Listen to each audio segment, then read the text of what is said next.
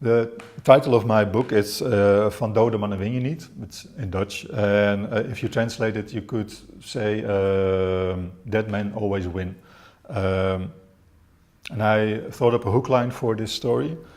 A very violent man charms yet another woman with child and terrorizes them, but he wants to prove to the boy of this mother that he's not the bad one in this temporary family.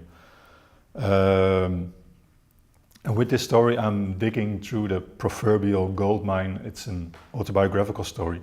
And the usual way to write about such a story is to take the perspective of the child, because I was the child in the story. But I already knew my perspective, so I wrote the story through the eyes of the violent man. His violence was focused at my mother. And in a strange way, he and I were friends, and that caused solidarity issues with me, because he was the man that beat up my mother, but he was also my friend. And he knew that I had these issues, and he tried to get me on his side totally. In reality, he never succeeded, and we fled our house, taking only a few stuff, a few belongings with us, and because we were afraid he would hurt my mother in a too permanent way.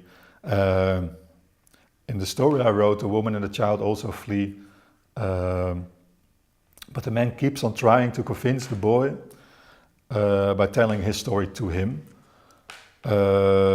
That he's not the bad guy,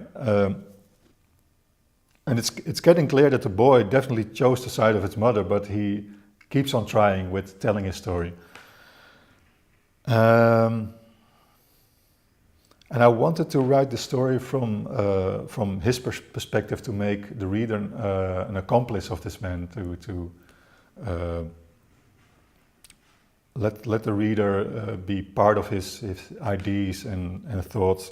And I think it worked, because a good friend of mine who proofread the book told me he was so caught up in this character that when his girlfriend asked him a simple question, he was immediately irritated, which he never has when he was not reading this book. So I think I achieved my goal with it.